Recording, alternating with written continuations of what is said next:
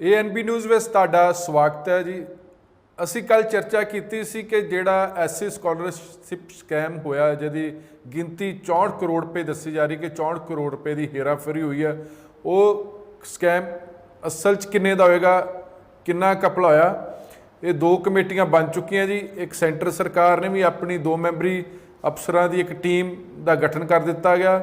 उधर कैप्टन अमरिंदर सिंह के आदेशों तो बाद सूबे की मुख सकत्तर विनी महाजन ने भी 3 मैंबरी टीम का गठन कर दिता। ये 3 मैंबरी टीम 3 दिनों के सरकार को रिपोर्ट सौंपेगी, क्योंकि एक पासे पंजाब सरकार जांच करी है, दूजे पासे सेंटर सरकार जांच करी है। और पंजाब सरकार को लगता कि अगर सेंटर सरकार ने साडे तो पहला जांच कर ली तो साडे पल्ले कुछ नहीं रहेगा। तो ये जोड़ा हुण घपले के इल्जाम लग रहे, जोड़ा घपला मन्निया जा रहा है, जिसते दोनों सरकारां आपस में आमने सामने आ खलोतियां ने। हुण पंजाब सरकार ने 3 अफसर तैनात किए ने ते 3 अफसरां नूं कहा कि 3 दिनों के जांच रिपोर्ट दी जाए, क्योंकि लड़ाई वड्डी आ। सेंटर दे विच जिहड़ी बीजेपी सरकार आ उहदे नाल लड़ाई आ, जिहदी भाईवाल श्रोमणी अकाली दल आ उहदे नाल लड़ाई आ, आम आदमी पार्टी दे नाल लड़ाई आ।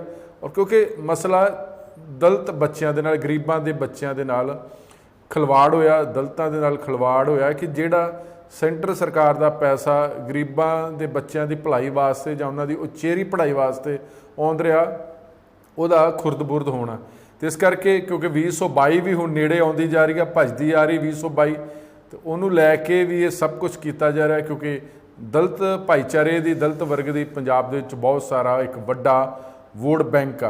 और जिहड़ा विनी महाजन वालों 3 मैंबरी कमेटी का गठन किया गया, जिन्होंने कहा कि तुसीं 3 दिनों के रिपोर्ट देनी, उन्हां दे विच ने वित्त विभाग के जिहड़े प्रमुख सकत्तर ने KAP सिन्हा, जिन्होंने कैप सिन्हा कहा जाता जी, प्रमुख सकत्तर योजना विभाग के जसपाल सिंह जी, और विजिलेंस ब्यूरो के जिहड़े सकत्तर ने विवेक प्रताप सिंह।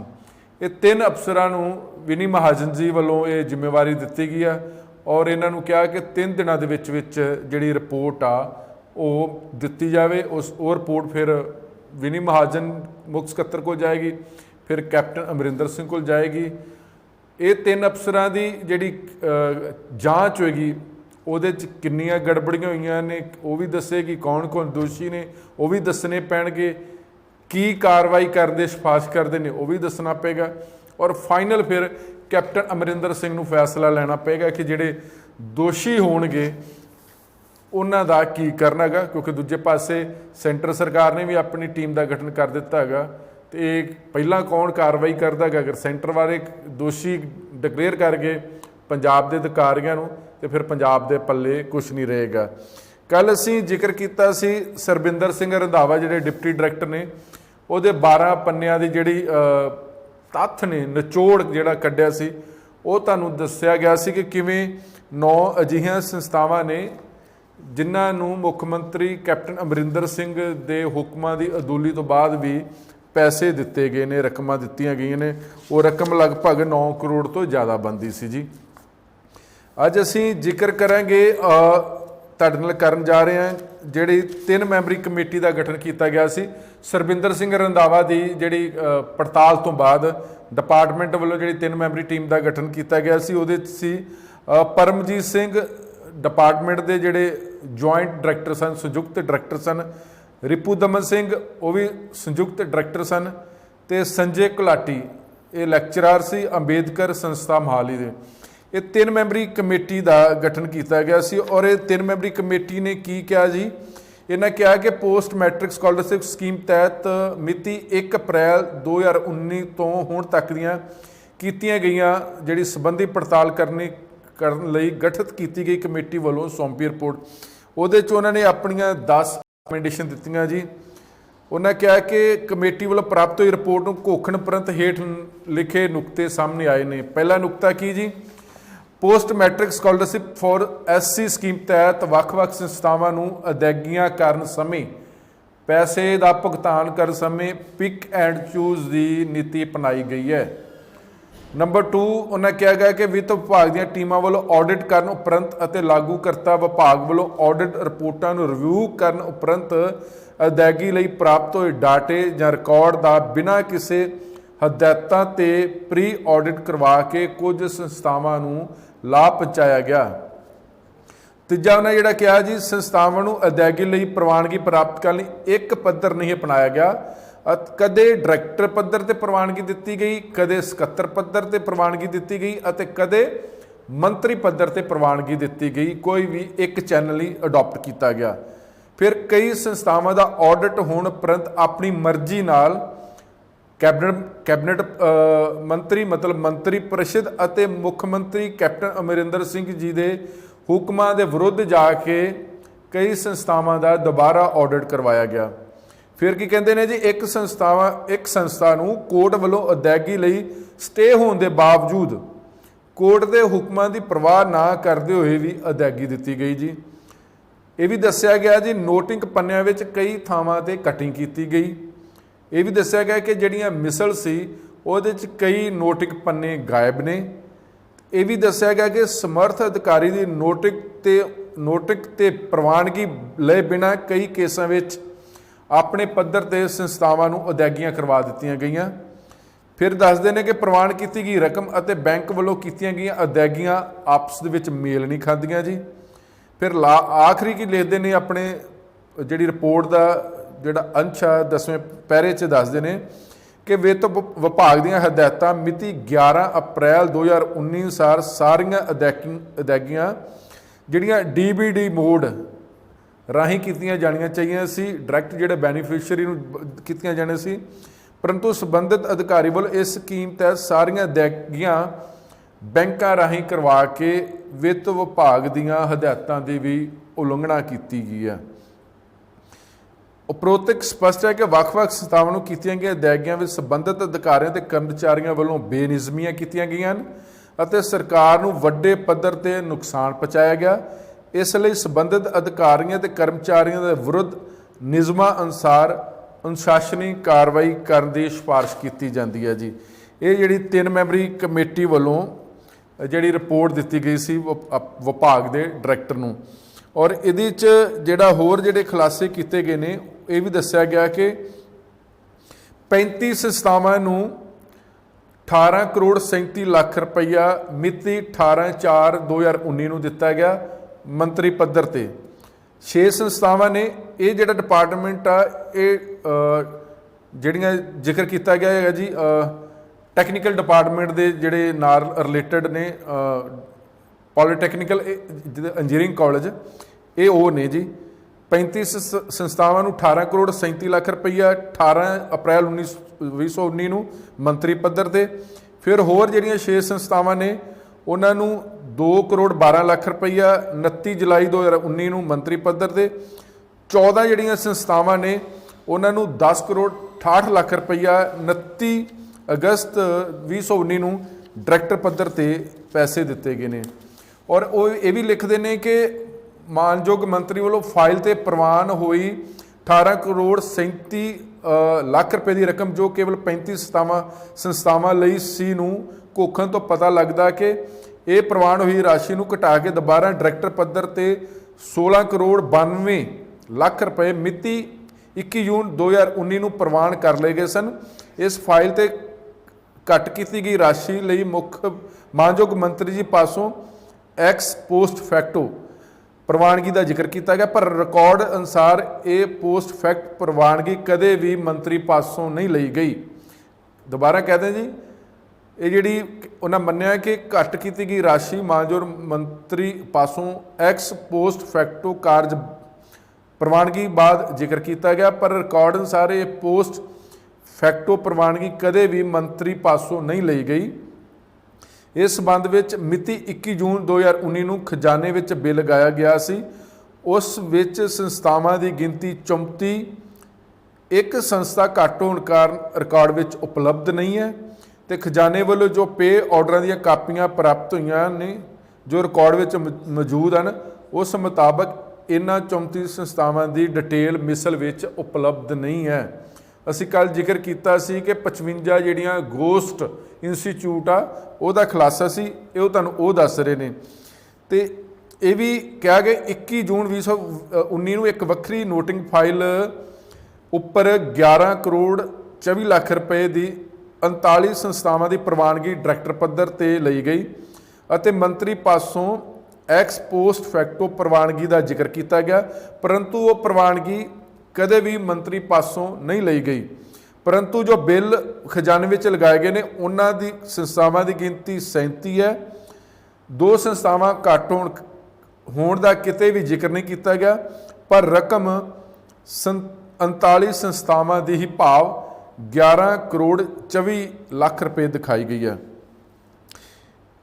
कमेटी कहती है कि उपरोक्त तथ्यों तो जापदा है कि मंत्री जी केवल 35 संस्थावां लई 18 करोड़ 37 लाख रुपए की प्रवानगी दी गई, जबकि डायरैक्टर डिप्टी डायरैक्टर पद्धर ते 39 जमा 37 संस्थावां कुल 76 संस्थावां नूं 28 करोड़ 16 लाख रुपए की अदायगी की गई है।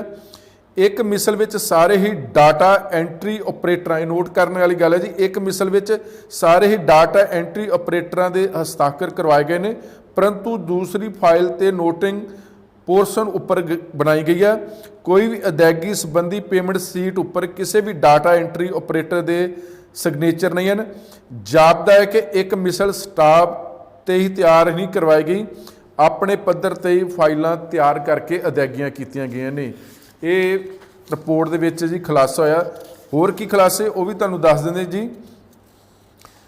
तकनीकी विभाग की नोटिंग मिसल नंबर 100 दे विच जिक्र किया गया कि जिस वे 3 SO फिर DSFA डिप्टी डायरैक्टर ते डिप्टी डायरैक्टर जसविंदर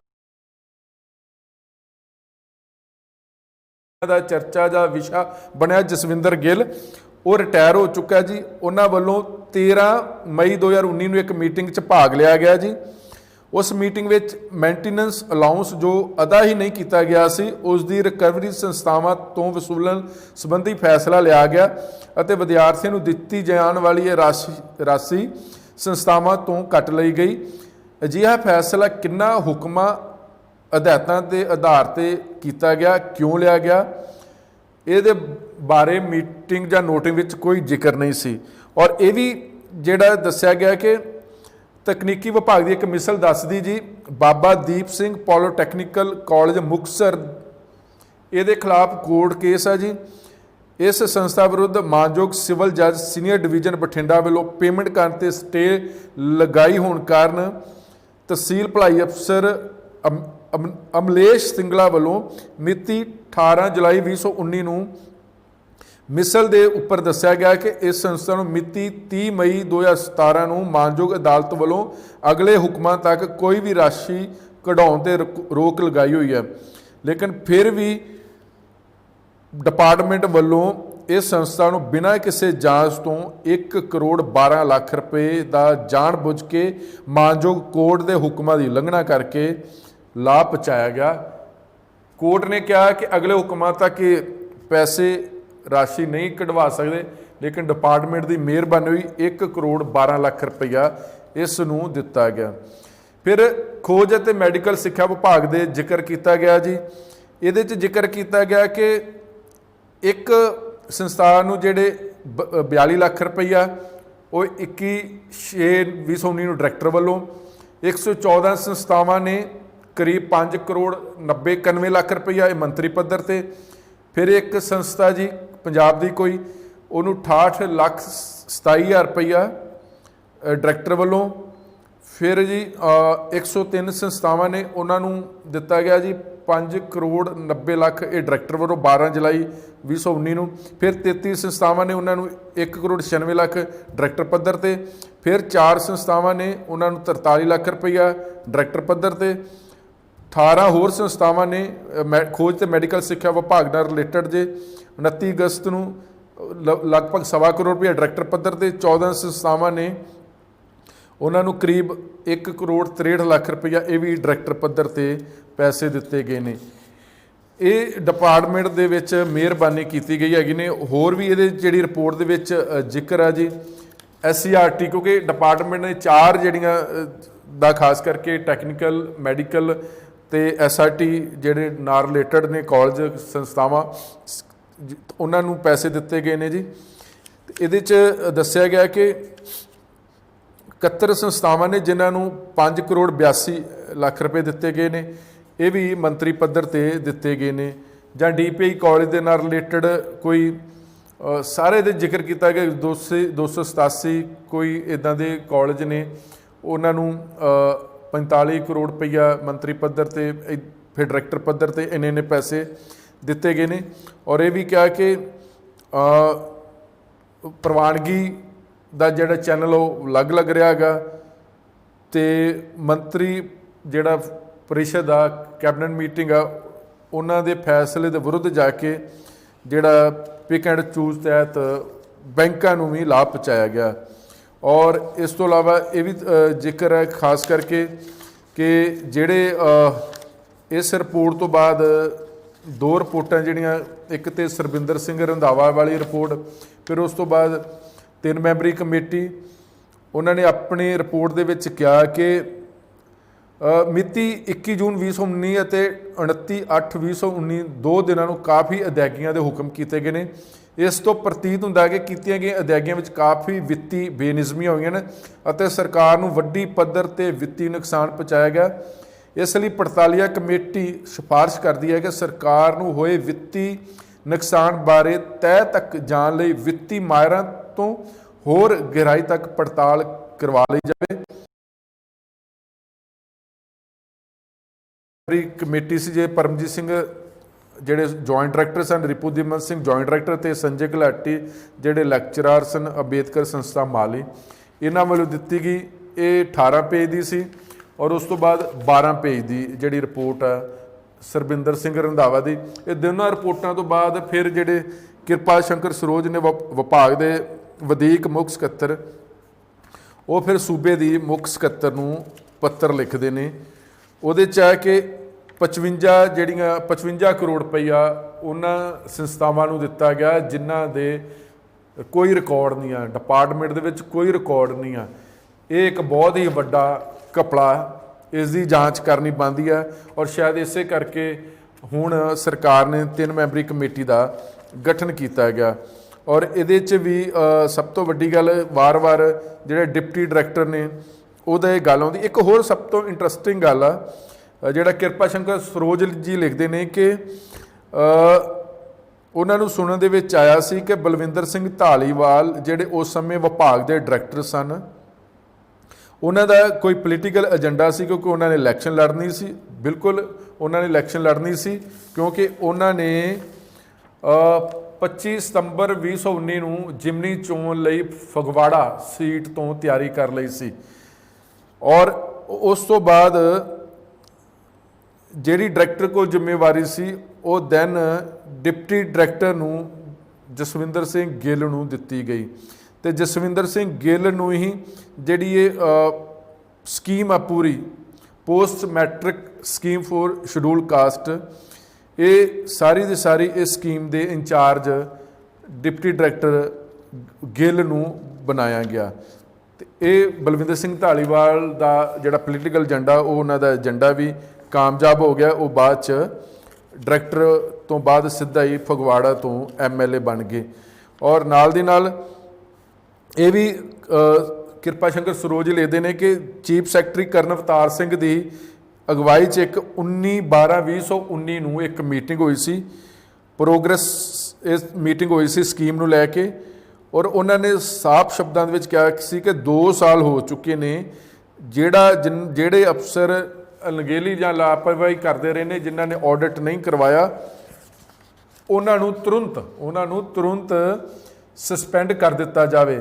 ਔਰ ਇਸ ਤੋਂ ਬਾਅਦ ਪਰਮਿੰਦਰ ਸਿੰਘ ਗਿੱਲ ਜਿਹੜੇ ਹਰਮਨ ਪਿਆਰਾ ਅਫਸਰ ਬਣੇ ਨੇ ਅੱਜ ਕੱਲ੍ਹ ਰਿਟਾਇਰਮੈਂਟ ਤੋਂ ਬਾਅਦ ਵੀ, ਉਹਨਾਂ ਨੂੰ ਡਿਪਟੀ ਡਾਇਰੈਕਟਰ ਅਹੁਦੇ ਤੋਂ ਸਸਪੈਂਡ ਕਰ ਦਿੱਤਾ ਗਿਆ, ਲੇਕਿਨ ਬਾਅਦ 'ਚ ਉਹਨਾਂ ਨੂੰ ਫਿਰ ਜ਼ਿੰਮੇਵਾਰੀ ਦਿੱਤੀ ਗਈ। ਇਹ ਵੀ ਕਮਾਲ ਦੀ ਗੱਲ ਹੋਈ ਕਿ ਜਦ ਸਸਪੈਂਡ ਕੀਤਾ ਔਰ ਉਸ ਤੋਂ ਬਾਅਦ ਫਿਰ ਉਹਨਾਂ ਨੂੰ ਜ਼ਿੰਮੇਵਾਰੀ ਦਿੱਤੀ ਗਈ। ਔਰ ਇਸ ਤੋਂ ਬਾਅਦ ਫਿਰ ਦੱਸਿਆ ਗਿਆ ਕਿ 31/5/2018 ਨੂੰ ਕੈਬਨਿਟ ਮੀਟਿੰਗ ਹੋਈ ਸੀ। ਕੈਬਨਿਟ ਮੀਟਿੰਗ ਨੇ ਡਿਸਾਈਡ ਕੀਤਾ ਸੀ ਕਿ ਜਿਨ੍ਹਾਂ ਨੇ ਗੈਰ ਕਾਨੂੰਨੀ ਤੌਰ 'ਤੇ ਪੈਸੇ ਲਏ ਨੇ ਉਹਨਾਂ ਕੋਲੋਂ ਲੀਗਲ ਐਕਸ਼ਨ ਵੀ ਉਹਨਾਂ ਦੇ ਖਿਲਾਫ ਕੀਤਾ ਜਾਵੇ, ਨਾਲ ਦੀ ਨਾਲ 9% ਪੀਨਲ ਇੰਟਰਸਟ ਦੇ ਨਾਲ ਸਾਰੀ ਰਿਕਵਰੀ ਵਾਪਸ ਲਈ ਜਾਵੇ। ਇਹ ਕੈਬਨਿਟ ਦਾ ਫੈਸਲਾ ਸੀ, ਲੇਕਿਨ ਕੈਬਨਿਟ ਦਾ ਫੈਸਲਾ ਲਾਗੂ ਨਹੀਂ ਹੋਇਆ। ਇਹ ਫੈਸਲਾ 31 ਮਈ 2018 ਨੂੰ ਲਿਆ ਗਿਆ ਸੀ ਔਰ 9 ਜਨਵਰੀ 2019 ਨੂੰ ਮੁੱਖ ਮੰਤਰੀ ਕੈਪਟਨ ਅਮਰਿੰਦਰ ਸਿੰਘ ਨੇ ਵੀ ਆਰਡਰ ਪਾਸ ਕੀਤੇ ਸੀ ਆਡਿਟ ਰਿਪੋਰਟਾਂ ਨੂੰ ਲੈ ਕੇ ਫਰੋਮ ਦਾ ਲਾਈਨ ਡਿਪਾਰਟਮੈਂਟ, ਲੇਕਿਨ ਉਸ 'ਤੇ ਕੋਈ ਕਾਰਵਾਈ ਨਹੀਂ ਹੋਈ। ਫਿਰ ਨਾਲ ਦੀ ਨਾਲ ਇਹ ਵੀ ਜ਼ਿਕਰ ਕੀਤਾ ਗਿਆ ਕਿ ਜਸਵਿੰਦਰ ਸਿੰਘ ਗਿੱਲ ਜਿਹੜੇ ਡਿਪਟੀ ਡਾਇਰੈਕਟਰ ਵੈਲਫੇਅਰ ਨੇ, ਜਿਹੜੇ 2012-13 ਤੋਂ ਲੈ ਕੇ ਹੁਣ ਤੱਕ ਇਸ ਸਕੀਮ ਨੂੰ ਹੈਂਡਲਿੰਗ ਕਰ ਰਹੇ ਸੀ, ਉਹ 30 ਅਪ੍ਰੈਲ 2019 ਨੂੰ ਰਿਟਾਇਰ ਹੋ ਜਾਂਦੇ ਨੇ। ਲੇਕਿਨ ਡਿਪਾਰਟਮੈਂਟ ਵੱਲੋਂ ਉਹਨਾਂ ਨੂੰ ਫਿਰ 3 ਮਈ 2019 ਨੂੰ ਫਿਰ ਰਿਟਾਇਰਮੈਂਟ ਤੋਂ ਬਾਅਦ ਜਿਹੜੀ ਐਕਸਟੈਂਸ਼ਨ ਦੇਣ ਦਾ ਰਿਵਾਜ ਸੀ, ਸ਼ਾਇਦ ਉਸ ਰਿਵਾਜ ਦੇ ਤਹਿਤ ਇਹਨਾਂ ਨੂੰ ਫਿਰ ਜ਼ਿੰਮੇਵਾਰੀ ਦਿੱਤੀ ਗਈ। ਔਰ ਇਹ ਵੀ ਜ਼ਿਕਰ ਕੀਤਾ ਗਿਆ ਕਿਰਪਾ ਸ਼ੰਕਰ ਸਰੋਜ ਵੱਲੋਂ ਕਿ ਜਿਹੜੇ ਡਿਪਟੀ ਡਾਇਰੈਕਟਰ PS ਗਿੱਲ ਨੇ, ਪਰਮਿੰਦਰ ਸਿੰਘ ਗਿੱਲ, ਉਹ ਡਾਇਰੈਕਟ ਰਿਪੋਰਟ ਦਿੰਦੇ ਸੀ ਮੰਤਰੀ ਨੂੰ, ਨਾ ਉਹ ਡਾਇਰੈਕਟਰ ਨੂੰ ਪੁੱਛਦੇ ਸੀ, ਨਾ ਅੱਗੇ ਜਿਹੜੇ ਉੱਚ ਅਧਿਕਾਰੀ ਨੇ, ਵਧੀਕ ਜਿਹੜੇ ਮੁੱਖ ਸਕੱਤਰ ਨੇ ਡਿਪਾਰਟਮੈਂਟ ਦੇ, ਉਹਨਾਂ ਨੂੰ ਵੀ ਨਹੀਂ ਪੁੱਛਦੇ ਸਨ। ਇਸ ਕਰਕੇ ਸਾਰਾ ਇਸ ਸਕੀਮ ਦੇ ਵਿੱਚ ਉਹਨਾਂ ਨੂੰ ਜ਼ਿੰਮੇਵਾਰੀ ਤੈਅ ਕੀਤੀ ਜਾ ਰਹੀ ਹੈ।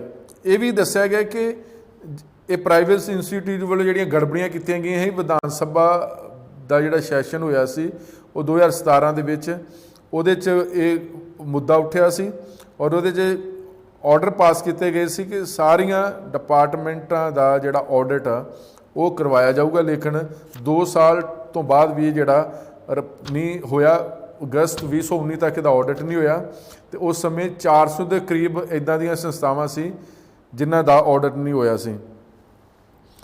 ਔਰ ਇਹ ਵੀ ਉਹਨਾਂ ਨੇ ਕਿਹਾ ਕਿ ਜਿਹੜੀ ਕਿਤੇ ਨਾ ਕਿਤੇ ਮੰਤਰੀ ਲੈਵਲ ਦੇ, ਕਦੀ ਡਾਇਰੈਕਟਰ ਲੈਵਲ ਦੇ, ਕਦੀ ਡਿਪਟੀ ਡਾਇਰੈਕਟਰ ਲੈਵਲ 'ਤੇ ਪੈਸੇ ਦਿੱਤੇ ਗਏ। ਪੇਮੈਂਟ ਉਹਨਾਂ ਗੋਸਟ ਇੰਸਟੀਚਿਊਟ ਨੂੰ ਕਰਵਾਇਆ ਗਿਆ ਜਿਨ੍ਹਾਂ ਦਾ ਮਿਸਲਾਂ ਦੇ ਵਿੱਚ, ਡਿਪਾਰਟਮੈਂਟ ਦੇ ਰਿਕਾਰਡ ਦੇ ਵਿੱਚ, ਰਜਿਸਟਰਾਂ ਦੇ ਵਿੱਚ, ਫਾਈਲਾਂ ਦੇ ਵਿੱਚ ਕੋਈ ਰਿਕਾਰਡ ਨਹੀਂ। ਉਹ ਆਖਰ 55 ਕਰੋੜ ਰੁਪਈਆ ਕਿੱਥੇ ਗਿਆ, ਇਹ ਜਿਹੜਾ। ਔਰ ਇਹ ਸਭ ਤੋਂ ਵੱਡੀ ਗੱਲ, ਜਿਹੜਾ 31 ਮਈ 2018 ਨੂੰ ਕੈਬਨਿਟ ਨੇ ਫੈਸਲੇ ਲਏ ਸੀ, ਉਹਦੀ ਕਲੀਅਰ ਕੱਟ ਵਾਇਲੇਸ਼ਨ ਹੋਈ ਆ। ਆਡਿਟ ਨਹੀਂ ਕਰਵਾਏ ਗਏ, ਜਿਨ੍ਹਾਂ ਦੇ ਜ਼ਿੰਮੇਵਾਰੀ ਬਣਦੀ, ਜਿਨ੍ਹਾਂ ਕੋਲ ਰਿਕਵਰੀ ਬਣਦੀ ਸੀ, ਉਹਨਾਂ ਨੂੰ ਰਿਕਵਰੀ ਕੀ ਕਰਨੀ ਆ, ਉਲਟਾ ਉਹਨਾਂ ਨੂੰ ਪੈਸੇ ਦਿੱਤੇ ਗਏ ਜੀ। ਔਰ ਨਾਲ ਦੀ ਨਾਲ ਸਭ ਤੋਂ ਵੱਡੀ ਗੱਲ ਆ ਕਿ ਜਿਹੜਾ ਹੁਣ ਮਸਲਾ ਕਿ ਜਿਹੜਾ ਹੁਣ ਉੱਠਿਆ, ਇਸ 'ਤੇ ਹਾਲਾਂਕਿ ਕੈਪਟਨ ਅਮਰਿੰਦਰ ਸਿੰਘ ਕਹਿ ਰਹੇ ਨੇ ਕਿ ਸੈਂਟਰ ਸਰਕਾਰ ਫੈਡਰਲ ਢਾਂਚੇ 'ਤੇ ਦਖਲ ਦੇ ਰਹੀ ਆ। ਜਿਹੜੇ ਸੰਬੰਧਿਤ ਮੰਤਰੀ ਨੇ ਸਾਧੂ ਸਿੰਘ ਧਰਮਸੋਤ, ਉਹ ਕਹਿ ਰਹੇ ਕਿ ਉਹ ਕਿਸੇ ਵੀ ਜਾਂਚ ਨੂੰ ਤਿਆਰ ਨੇ।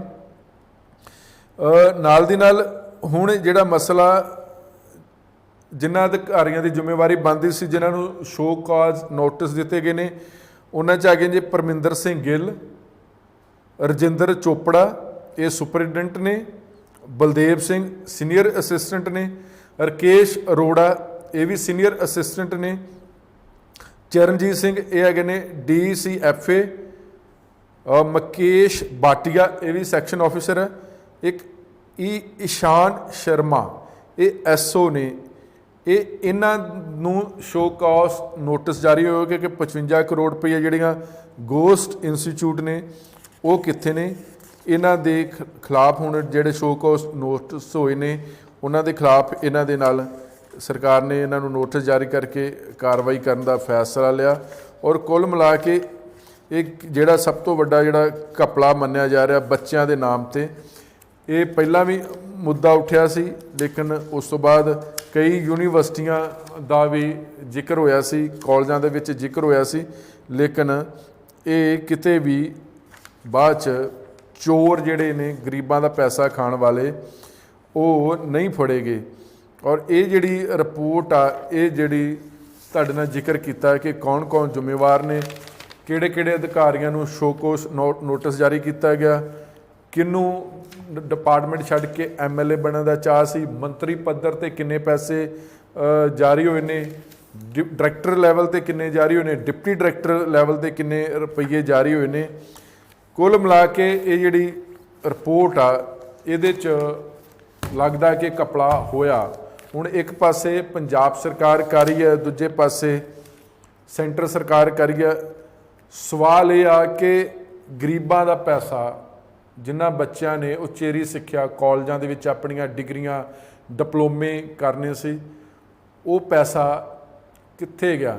ਔਰ ਸਭ ਤੋਂ ਵੱਡੀ ਗੱਲ ਹੈ ਕਿ ਵੈਲਫੇਅਰ ਡਿਪਾਰਟਮੈਂਟ, ਜਿਹੜਾ ਪਹਿਲਾਂ ਵੈਲਫੇਅਰ ਡਿਪਾਰਟਮੈਂਟ ਹੁੰਦਾ ਸੀ, ਅੱਜ ਕੱਲ੍ਹ ਉਹਦਾ ਨਾਮ ਸਰਕਾਰ ਨੇ ਬਦਲ ਕੇ ਹੋਰ ਰੱਖ ਦਿੱਤਾ ਗਿਆ। ਸੈਂਟਰ ਸਰਕਾਰ ਲੈਵਲ 'ਤੇ ਇਹ ਜਿਹੜਾ ਡਿਪਾਰਟਮੈਂਟ ਦਾ ਨਾਮ ਚੇਂਜ ਕਰ ਦਿੱਤਾ ਗਿਆ ਜੀ, ਸਮਾਜਿਕ ਨਿਆਏ ਅਧਿਕਾਰਤਾ ਅਤੇ ਘੱਟ ਗਿਣਤੀਆਂ ਵਰਗ, ਇਹਦਾ ਨਾਮ ਬਦਲ ਦਿੱਤਾ। ਲਈ ਇਸ ਡਿਪਾਰਟਮੈਂਟ ਦਾ ਜਿਹੜਾ ਡਾਇਰੈਕਟਰ ਆ, ਹਮੇਸ਼ਾ ਉਹਨੂੰ ਲਗਾਇਆ ਜਾਂਦਾ ਜੋ ਦਲਿਤ ਭਾਈਚਾਰੇ ਨਾਲ ਸੰਬੰਧ ਰੱਖਦਾ ਹੋਵੇ।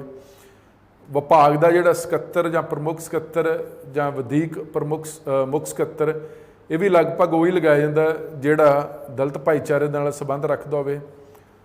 ਮੰਤਰੀ ਵੀ ਉਸੇ ਭਾਈਚਾਰੇ ਦਾ ਹੀ ਲਗਾਇਆ ਜਾਂਦਾ ਹੈਗਾ, ਕਿਉਂਕਿ ਅਗਰ ਹੋਰ ਜਰਨਲ ਕੈਟਾਗਰੀ ਦਾ ਜਾਂ ਹੋਰ ਕਿਸੇ ਵਰਗ ਦਾ ਇਹਨਾਂ ਮਹਿਕਮੇ ਦੇ ਵਿੱਚ ਜ਼ਿੰਮੇਵਾਰੀ ਦਿੱਤੀ ਤੇ ਕਈ ਤਰ੍ਹਾਂ ਦੇ ਫਿਰ ਪ੍ਰਸ਼ਨ ਜਾਂ ਸਵਾਲ ਉੱਠਦੇ ਹੈਗੇ ਨੇ। ਅਗਰ ਇਸ ਡਿਪਾਰਟਮੈਂਟ ਦੇ ਜਾਂ ਮੰਤਰੀ ਜਾਂ ਡਾਇਰੈਕਟਰ ਜਾਂ ਸੈਕਟਰੀ ਜਨਰਲ ਵਰਗ ਤੋਂ ਹੁੰਦੇ ਤੇ ਲਾਜ਼ਮੀ ਤੌਰ ਤੇ ਇਸ ਤੋਂ ਵੀ ਜ਼ਿਆਦਾ ਵੱਡਾ ਮੁੱਦਾ ਬਣ ਜਾਣਾ ਸੀ। ਲੇਕਿਨ ਹੁਣ ਜਿੰਨੇ ਵੀ ਜ਼ਿੰਮੇਵਾਰ ਨੇ ਇਸ ਡਿਪਾਰਟਮੈਂਟ ਦੇ ਨਾਲ ਰਿਲੇਟਡ, ਉਹ ਸਾਰੇ ਦੇ ਸਾਰੇ ਦਲਿਤ ਵਰਗ ਦੇ ਨਾਲ ਸੰਬੰਧ ਰੱਖਦੇ ਨੇ। ਸੈਂਟਰ 'ਤੇ ਵੀ ਸਟੇਟਾਂ 'ਚ ਵੀ ਆ, ਕਿਉਂਕਿ ਅਗਰ ਕੋਈ ਨਾ ਕੋਈ ਜਦੋਂ ਸਿਆਸਤ ਹੁੰਦੀ ਹੈ ਤੇ ਇੱਥੇ ਬਚੀ ਰਵੇ ਕਿ ਇਹ ਜਿਹੜਾ ਡਿਪਾਰਟਮੈਂਟ ਆ ਇਹ ਦਲਿਤ ਵਰਗ ਵਾਸਤੇ, ਦਲਿਤ ਵਰਗਾਂ ਦੀ।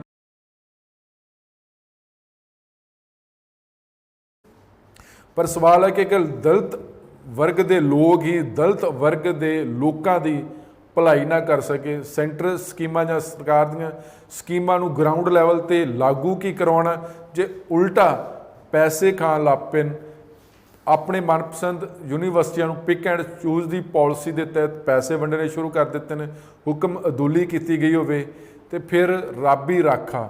ਹੁਣ ਸਵਾਲ ਹੈ ਕਿ ਚਾਹੇ ਕੈਪਟਨ ਅਮਰਿੰਦਰ ਸਿੰਘ ਇਸ ਘਪਲੇ ਦੀ ਜਾਂਚ ਕਰ ਰਹੇ ਨੇ, ਚਾਹੇ ਸੈਂਟਰ ਦੀ ਮੋਦੀ ਸਰਕਾਰ ਜਾਂਚ ਕਰੇ ਜਿਹਦੇ 'ਚ ਅਕਾਲੀ ਦਲ ਭਾਈਵਾਲ ਆ, ਇਨਸਾਫ ਕੋਈ ਵੀ ਕਰੇ ਪਰ ਜਾਂਚ ਕੋਈ ਵੀ ਕਰੇ, ਕੀ ਦੋਸ਼ੀ ਫੜੇ ਜਾਣਗੇ? ਕੀ ਉਹਨਾਂ ਕਾਲਜਾਂ, ਯੂਨੀਵਰਸਿਟੀਆਂ, ਸੰਸਥਾਵਾਂ ਕੋਲੋਂ ਜਿਹੜੇ ਪੈਸੇ ਹੁਣ ਤੱਕ ਗਏ ਨੇ, ਜਦੋਂ ਦੀ ਇਹ ਸਕੀਮ ਆ ਉਦੋਂ ਦੇ ਪੈਸਿਆਂ ਦੀ ਖੁਰਦ-ਬੁਰਦ ਹੋ ਰਹੇ, ਪੈਸੇ ਲੁੱਟੇ ਜਾ ਰਹੇ ਨੇ। ਇੱਕ ਇੱਕ ਵਿਦਿਆਰਥੀ ਨੂੰ 3-3 ਕਾਲਜਾਂ ਦੇ ਵਿੱਚ ਉਹਨਾਂ ਦੀ ਐਡਮਿਸ਼ਨ ਦਿਖਾਈ ਗਈ ਆ।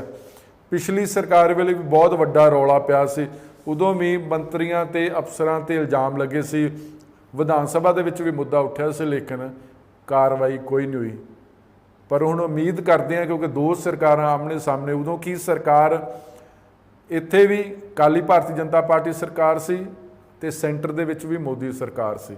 ਸ਼ਾਇਦ ਉਸ ਸਮੇਂ ਮੁੱਦਾ ਉੱਠਿਆ ਸੀ, ਸੈਂਟਰ ਨੇ ਕੋਈ ਚੂੰ ਚਾਹ ਨਹੀਂ ਕੀਤੀ। ਹੁਣ ਪੰਜਾਬ ਵਿੱਚ ਕਾਂਗਰਸ ਸਰਕਾਰ ਹੈ, ਸੈਂਟਰ ਦੇ ਵਿੱਚ ਬੀਜੇਪੀ ਸਰਕਾਰ ਹੈ, ਅਕਾਲੀ ਦਲ ਭਾਰਤੀ ਜਨਤਾ ਪਾਰਟੀ ਦੀ ਸਾਂਝੀ ਸਰਕਾਰ। ਇਸ ਕਰਕੇ 2 ਜਾਂਚ ਕਮੇਟੀਆਂ ਦਾ ਗਠਨ ਹੋ ਚੁੱਕਾ, ਚਾਹੇ 3 ਕਮੇਟੀਆਂ ਦਾ ਗਠਨ ਹੋ ਜਾਏ, ਚਾਹੇ 4 ਕਮੇਟੀਆਂ ਦਾ ਗਠਨ ਹੋਵੇ, ਲੇਕਿਨ ਸਵਾਲ ਇਹ ਕਿ ਕੀ ਇਨਸਾਫ ਮਿਲੇਗਾ?